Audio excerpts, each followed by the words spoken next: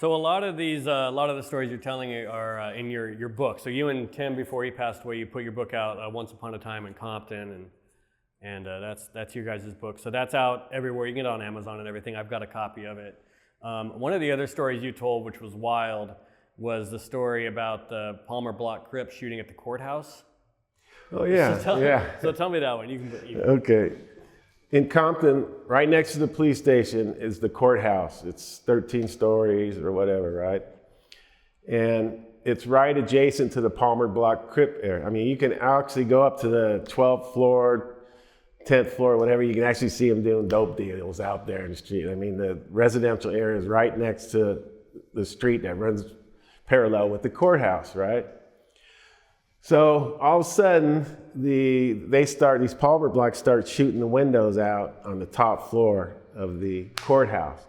And this is when after everyone's gone home, the court's closed up except for the janitors and stuff, right? But on this particular side, which was the west side of the building, all the windows were shot out. So people were freaking out. I went up to court one time and all the windows had wood on them and it says, don't stand next to the windows, right? So can you imagine if you're a juror, you're like, oh, Right.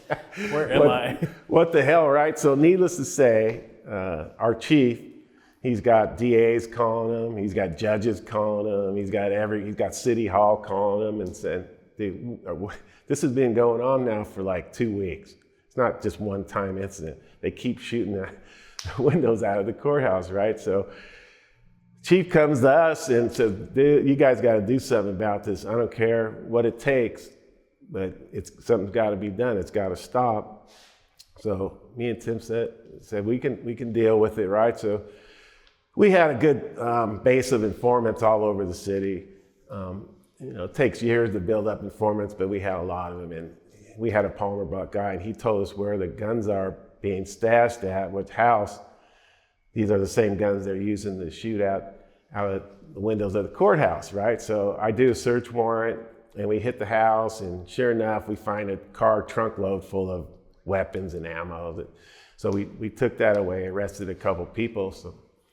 So we went, after that, we went over to two of the OGs that we know. I'm not gonna say no names, but they're OG Palmer Bloccs, and we set up a meeting, right? And basically, me and Tim, we were bullshitting them really, because we didn't have enough manpower. We said, hey, look, this is just a start. We took your guns, now we're gonna go after you guys. You guys ain't gonna make any money.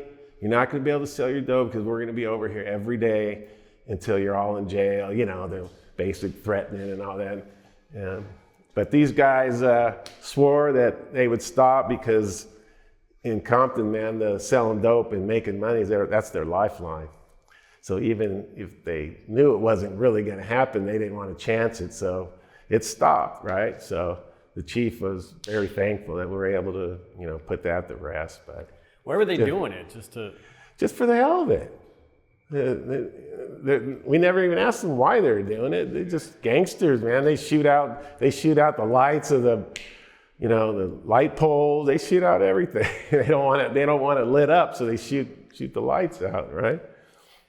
And there was this guy, his name was Anthony Bankston. They called him Evil, and I believe he was a 92nd Bishop Blood. I'm not positive. I know he was a Bishop Blood, but anyway, he wasn't from around Compton, but all of a sudden he started coming into Compton, and he hung around like the Looters Park area, but he's hanging around with the Hispanics, the CV70s they were called, or they're a Hispanic gang in Compton, and they claimed the same territory as Looters Park, right? So he started hanging out with these Mexican guys, and all of a sudden we start having a couple of we had a couple of murders over there, right? So we have to go work them. So me and Tim go over there and we arrest a kid from over there. And he ended up telling us about this guy, Evil. He said, hey man, this dude, he's crazy. He's killing people, man. Because we told him who our enemies were, and he went over there and shot. He's telling us about these 2 murders that he committed. And so we got in touch with LAPD, who was handling that area up there, and sure enough, he was wanted for a couple of murders up there too, that they had made him on. And we had made him on the 2 murders that we had. So we were looking for him. So we told this guy, our informant, hey man, when you see him, call us up so we can come get him. And he goes, okay, man, be careful with this dude. I'm telling you, he's crazy, right? And sure enough, he calls us one night and says, hey, he's out here right now. So come over there. So we drive over there and we detain about 6 or 7 people, pat them all down, and I'm watching them. And like I said before, usually when you have 6 or 7 gangsters, there's guns around or whatever. Right? So Tim's looking around in the bushes, and there was a car parked in the driveway, but luckily he didn't go up to the car, supposedly. He's looking around and we didn't see the guy. And so we let everybody go. And so the informant calls us back, and he goes, man, dude, he was right. He was there. He was in the back seat of that car, Blondie, and he had a loaded AK, and he's sitting down in his car, and he got out of the car, and he goes, man, if Blondie took 2 more steps, I was going to come out and I was going to kill him, right? And he goes, you don't know how lucky you guys are, right? And so the moral of this story is that he went up and back to LA, to Bishop's area, and LAPD got in the pursuit and chased them, but nothing. There was no incident involved. They took him into custody, and he got convicted on like 4 murders or whatever. So. And did he get life or death sentence or? I'm not positive on that. They didn't do that. They didn't do that a whole lot around here. So. Right.